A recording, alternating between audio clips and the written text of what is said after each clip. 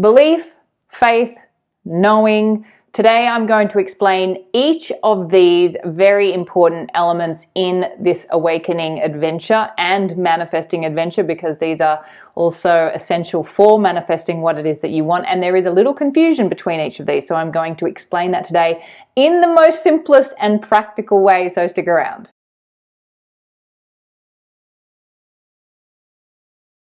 My name is Hedley Derenzie, and this channel is dedicated to simply reminding you of everything you already know but may have forgotten when it comes to awakening, because this awakening adventure is all about remembering. We have forgotten, and that is the adventure of remembering. That is why we are here. So using these amazing law of assumption teachings will really transform your reality and help you get everything that you want. So if you'd like support with that, I am available for one-to-one law of assumption coaching. I also have a free 21-day set yourself up with the ultimate self-concept course, which is the ultimate story that you want to start with. That's the foundation for everything. And I have my new book, I Am Money. Assume a new story and enjoy more money, which will completely transform your relationship with money and turn it into a beautiful love story. So all of the information for that is in the box below this video or at my website, youaretheone.com.au. So this is the video that I actually had planned for this week before my reality ran away from me and I had to do a whole lot of re-scripting, so I didn't have time to record this video, but I really wanted to do this video this week because this is super important stuff. If you're new to these teachings will transform your life, but they will do that by turning your consciousness and your awareness inside out, as opposed to the way most of us have been living, which is outside in. So yes, these teachings are going to turn your life upside down and inside out, because that is where we need to be in order to create what it is that we want and awaken to who we are and have the experience that we were here to have, which is our desires in physical sensory form.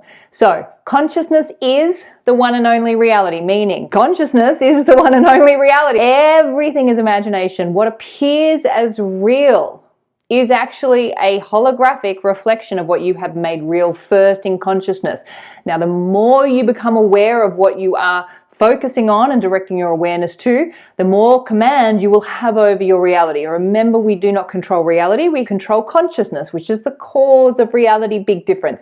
If you are looking out into reality and you are trying to change things at the level of matter, you are going to be in a world of pain and a world of struggle, because you are like banging against a bathroom mirror going, I don't like what I'm seeing in the reflection, change it. You're not going to get anywhere, and it's going to make you feel powerless and feel like a victim. And of course, that's just the setup for this awakening game. So there are three critical elements to this awakening game, and in particular to manifesting anything that you want. They are belief, faith, and knowing. I'm going to explain each of these separately so that you can understand how they interact with each other and play a vital role in this manifesting process. So in order for you to have an experience in your reality, you must first fix the state of consciousness that you want to experience in consciousness. By fixing it means it's certain. You are certain of that experience, and then that certainty impresses the subconscious, and the subconscious is the projector of reality. That's the other thing I want to mention, which you already know, of course,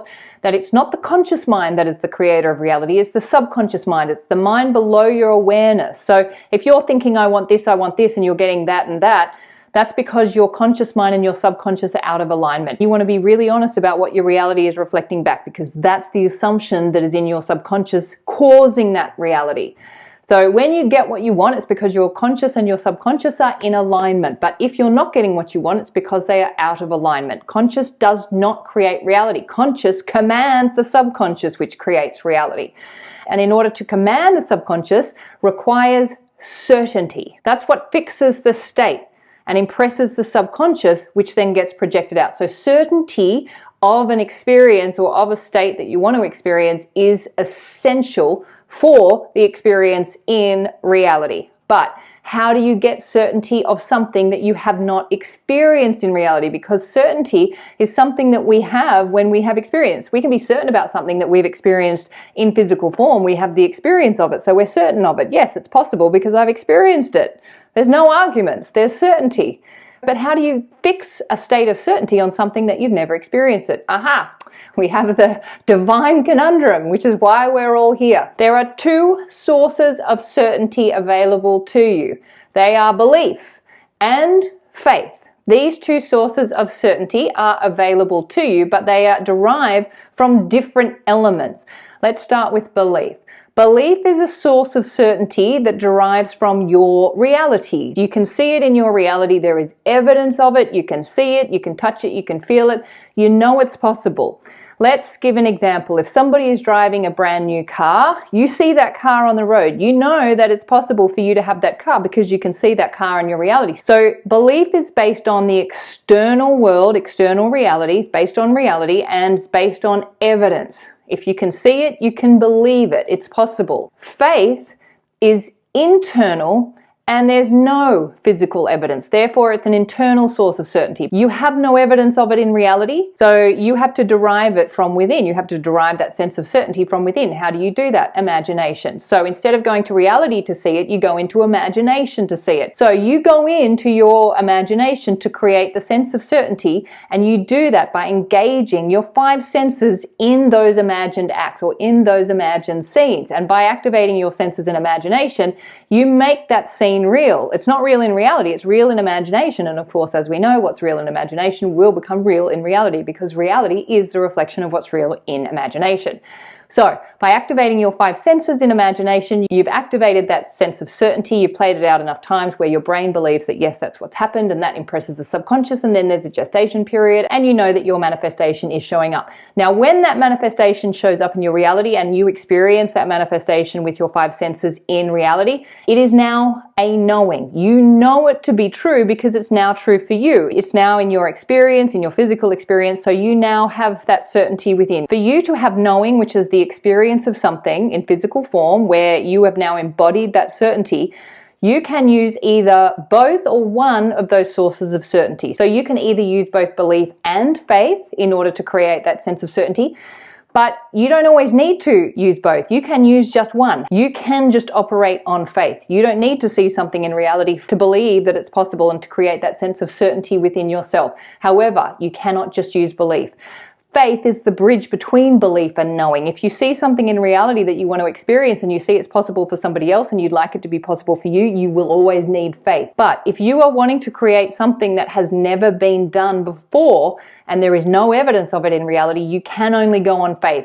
And the people who are strong in faith are those who don't need the evidence of something. They have a vivid imagination alone. They're extremely skilled at activating their senses in imagination. They can simply see something in imagination and know it's true. Now, these are the people who operate on faith alone, are the people who go beyond what has currently been done in this physical world.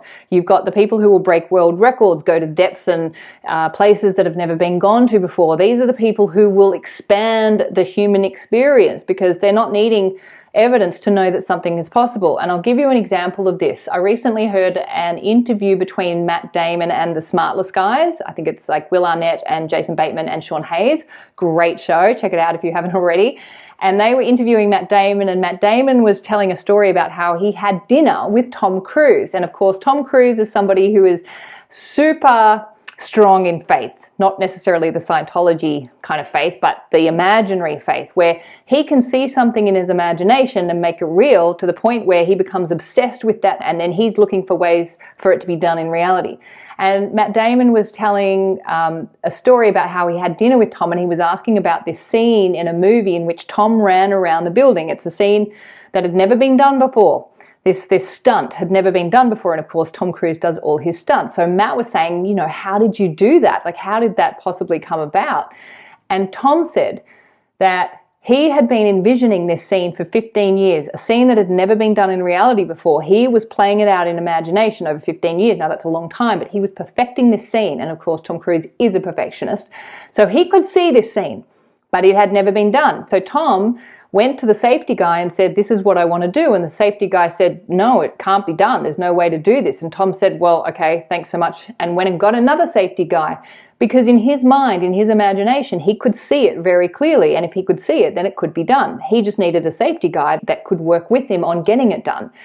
And that's an example of somebody who doesn't need evidence in reality. They just work on faith. And you will find the most powerful people, the people who really excel in this reality, are the ones who operate on faith. They don't need belief. Now, then there are those who have belief, but they don't have faith. And they will say things like, well, that might be true for you, but it's not true for me. Or that might be possible for them, but it's not possible for me. They are people who have belief, but they don't have faith. And I wanted to make this video specifically for those of you who are struggling with your reality, because you can have belief, but if you do not have faith, you are going to be struggling to see results in your reality, because faith is the bridge between belief and experiencing what you see in reality and want to see for yourself. Seeing something for somebody else doesn't make it true for you. Faith makes it true for you, and you make it true for you in your imagination.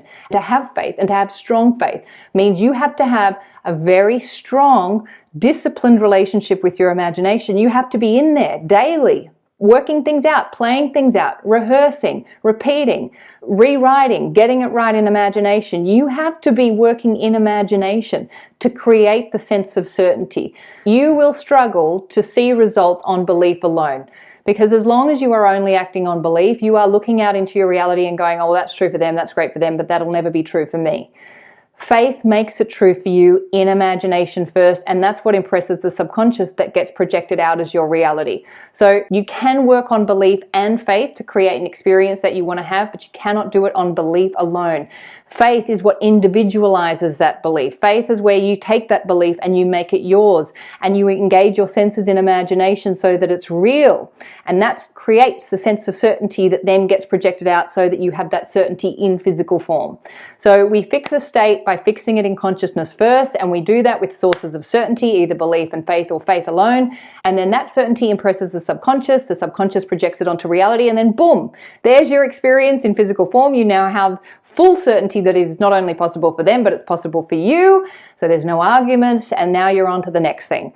So I really wanted to clarify those things because this is really important. Faith is super important. It's the bridge between what you want to experience and the certainty that is required to have the experience. So please practice your faith, build your faith. You do that in imagination, and you do that with your 5 senses in imagination. Activate all of them.